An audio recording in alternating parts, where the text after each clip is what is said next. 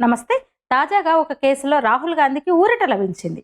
ఆయనను దోషిగా, నిందితుడిగా చూపే ఒక ఆధారం, కీలక ఆధారంగా సమర్పించిన సీడీలో బ్లాంక్ వచ్చిందనమాట. సీడీ బ్లాంక్ ఇంకా.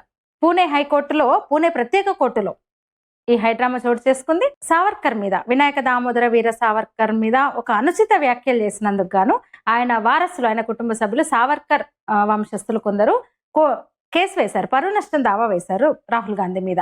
దీనికి సంబంధించి కోర్టులో మరి ఆధారాన్ని సమర్పించాలి కదా రాహుల్ గాంధీ అన్నారని, దానికి సంబంధించిన ఒక కీలక ఆధారమైన సీడీని కోర్టుకు సమర్పించారు. తీరా అందులో ఏమీ లేదని తేలడంతో అందరూ షాక్ అయ్యారనమాట. ఆ సీడీని గతంలో కోర్టు చూసింది. అదే సీడీ ఇప్పుడు ఖాళీగా ఉంది. అది కలకలం రేపింది. మ్యాజిస్ట్రేట్ అమోల్ షిండే ఆధ్వర్యంలో ఈ కేసు విచారణ జరుగుతోంది. సావర్కర్ మునిమనవడు సత్యకి సావర్కర్ దాఖలు చేశాడు. దానికి సంబంధించి ఒక పిటిషన్ వేసింది ఆయన మునిమనవడు అనమాట.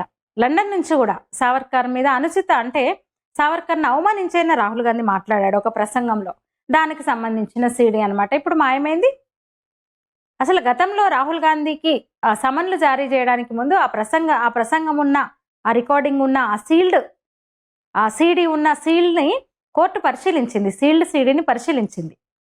అయితే విచారణకి తీరా గురువారం నాటి విచారణలో ఎవరైతే పిటిషనర్ ఉన్నారో సత్యకి సావర్కర్ను విచారించే సమయంలో ఆ సీడీని తీసి ప్లే చేస్తే అది పూర్తిగా ఖాళీగా ఉంది. అంటే బ్లాంక్ ఉంది, దాంట్లో ఏమీ లేదనమాట. అసలు ఈ పిటిషనర్ న్యాయవాది షాక్ అయ్యాడంట. సంగ్రామ్ కోల్హట్కర్ అంటే పిటిషనర్ తరపు న్యాయవాది వెంటనే, సరే ఆ సీడీలో బ్లాంక్ ఉండొచ్చు కానీ యూట్యూబ్లో ఉంది అది, రాహుల్ గాంధీ సావర్కర్ను అవమానిస్తూ, సావర్కర్ ప్రతిష్టను దెబ్బతీస్తూ అన్న మాటలు యూట్యూబ్లో ఉన్నాయి, దాన్ని చూపిస్తామని అనుమతి కోరితే రాహుల్ గాంధీ న్యాయవాది అభ్యంతరం వ్యక్తం చేశాడు. మిలింద్ దత్తాత్రేయ పవార్ దీనికి అభ్యంతరం వ్యక్తం చేశాడు.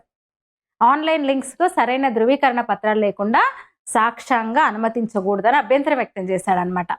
ఎలక్ట్రానిక్ ఆధారాలను ప్రమాణీకరించడానికి సెక్షన్ 65B సర్టిఫికేట్ తప్పనిసరి అని స్పష్టం చేస్తూ యూట్యూబ్ లింకును సాక్ష్యంగా స్వీకరించమని నిరాకరించాడు. అయితే ఈయన కూడా సత్యకి సావర్కర్ కూడా ఏం వెనక్కి తగ్గట్లేదు. పిటిషనర్ తరపు న్యాయవాది కూడా అదే చెప్తున్నారు. గతంలో చూసింది కోర్టు, ఆ సీడీ ఇప్పుడు ఖాళీగా ఎట్లా మారింది, బ్లాంక్ ఎట్లా వచ్చింది, దీని మీద జ్యుడిషియల్ విచారణకు ఆదేశించాలి, జ్యుడిషియల్ ఎంక్వైరీ చేయాలి దీని మీద అని ఆయన డిమాండ్ చేస్తున్నారు. అంటే కోర్టు ఇచ్చిన ఆదేశాలను సవాలు చేసేందుకు, అట్లాగే విచారణకు వాయిదా వేయాలని కూడా ఆయన అభ్యర్థించారనమాట. అంటే పవార్ వాయిదాను వ్యతిరేకించినప్పటికీ తదుపరి విచారణను శుక్రవారానికి వాయిదా వేశారనమాట. అంటే ఆ వ్యవస్థలో ఎవరో రాహుల్ గాంధీని కాపాడడానికి ప్రయత్నిస్తున్నట్టు తెలుస్తోంది ఈజీగా. ఎందుకంటే ఏకంగా విష్ణుమూర్తికే తన తల సరి చేసుకోమని చెప్తారు మన న్యాయమూర్తులు. అలాంటిది కోర్టు సంరక్షణలో ఉన్న సీడీకి కూడా దాని భద్రత బాధ్యతను దాన్నే చూసుకోమని ఉంటారు.